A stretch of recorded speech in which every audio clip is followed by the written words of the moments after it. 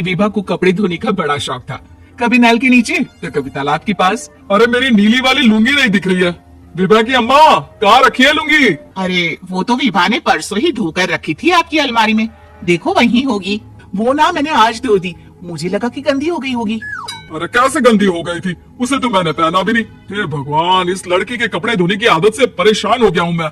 जितना तो घर में राशन नहीं आता, उससे कहीं ज्यादा डिटर्जेंट पाउडर का खर्चा है। इसकी शादी करवा दो, शादी जाए अपने घर में ही करे काम, फिर चाहे घर के कपड़े धोने हो या पूरे गांव की। हाँ ठीक बोल रही हूँ, देखता हूँ मैं कोई लड़का। वो दिन भी आ जाता है जब विभा को देखने लड़के वाले आ जाते हैं। लड़की मुझे अच्छी लगी। होने वाली सास कहती है, बेटी अगर कुछ पूछना है तो पूछ लो। वैसे तो हमारी लड़की बहुत ही शर्मीली है, जो बोल दो वो मान लेती है, इसे क्या पूछना होगा। अरे कैसी बात कर रही हो माँ, मुझे इन लोगों के घर रहना है, सवाल तो कई है। हाँ बेटा पूछ लो ना, क्या पूछना है। आप लोगों के घर कपड़े कौन धोता है? सास का मुंह बन जाता है। देखो, अगर तुम ये कहना चाहती हो कि तुम्हें कपड़े धोने नहीं आते तो सुन लो, कपड़े मैं ही धोती हूँ, लेकिन तुम्हारे आ जाने के बाद मैं रुमाल तक नहीं धोऊंगी। अरे चुप रहना भाग्यवान, बहू बेचारी घर आई नहीं, उसे डराना शुरू कर दिया। वो क्या है ना बिटिया, अभी तक तो ये कल्लू की माँ ही धोती थी, लेकिन अब तुम्हारे पापा तो दहेज में वॉशिंग मशीन देंगे ही। तभी विभा की माँ बोल पड़ती है, सवाल भी पूछा तो क्या, वैसे भाई साहब मशीन की तो फिर भी कपड़े धोने की कैपेसिटी होती है। मतलब जो बिटिया दे रहे हैं ना विभा, इसे कपड़े धोने का बहुत शौक है। ये आप लोगों के क्या, आस पड़ोस गांव मोहल्ले सबके कपड़े धो दे और उफ तक ना करे। बाहर देखा नहीं आपने कितने कपड़े सूख रहे हैं, सब हमारी बेटिया ने ही तो धोए हैं। बस भी करो ना माँ, शर्म आ रही इतनी तारीफ सुनकर। और तो और एक दाग निकाल कर दिखाओ तो मान जाऊं। हाँ अच्छा, माफ करना बेटा, मैंने गलत समझा। हमें तो रिश्ता बहुत पसंद है। और ऐसे जुड़ जाता है रिश्ता कपड़े धोने का शौक रखने वाली विभा का। उसकी शादी हो जाती है कोयला फैक्ट्री में काम करने वाले कल्लू के साथ। शादी के बाद अचानक विभा चिल्लाती हुई सास के पास आती है, सासू माँ, अरे सासू माँ कहाँ है आप? ये तो धोखा है, धोखा दिया आप लोगों ने मुझे। इस ससुर के चक्कर के बारे में पता चल गया। अरे तो उसमें तुझे क्यों धोखा मिला है? अरे नल में पानी नहीं आता, कपड़े कैसे कब धुलेंगे? अच्छा, तू पानी नहीं आ रहा उसकी बात कर रही है? तो आपने क्या सोचा? कुछ नहीं। अच्छा, तेरी माँ ने कहा था कि कपड़े धोने का शौक है, तुझे याद आया मुझे।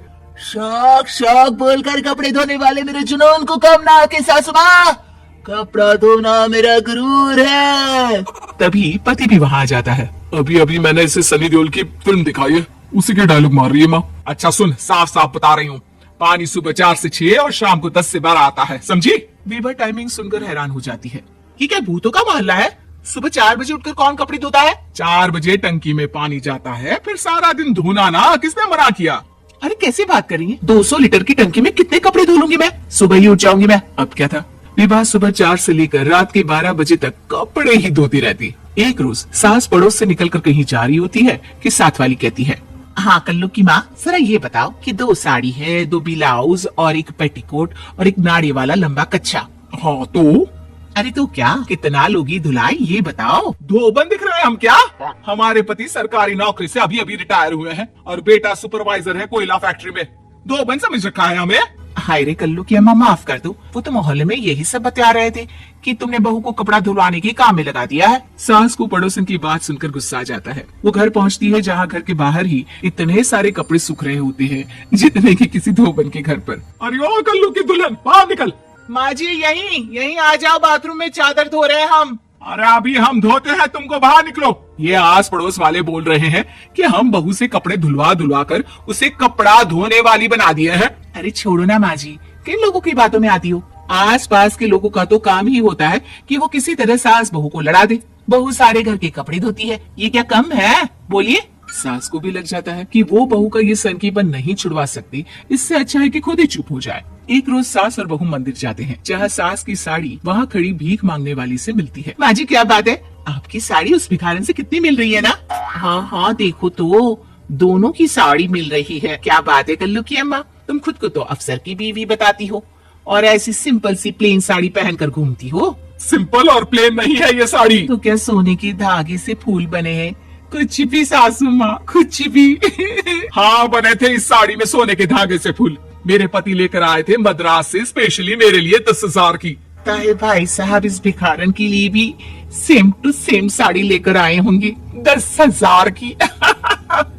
सास उस वक्त कुछ नहीं कहती, लेकिन बहू के साथ घर आती है और अलमारी से एल्बम निकाल कर लाती है। ये साड़ी देख रही है, ये वही साड़ी है जिसे मैंने अभी पहना था। इस साड़ी में ये जो चमकदार फूल दिख रहे हैं ना, ये सोने के धागों से काटे गए हैं।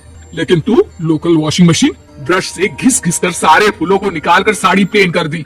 मुझे माफ कर दीजिए सासू माँ। और तो और, जब मैंने तुझे तेरी गलती के लिए कुछ नहीं कहा, लेकिन तूने तो सबके सामने मेरा मजाक ही बना दिया। क्यों? बहू को समझ में आ जाता है कि अब से उसका कपड़े धोना बंद।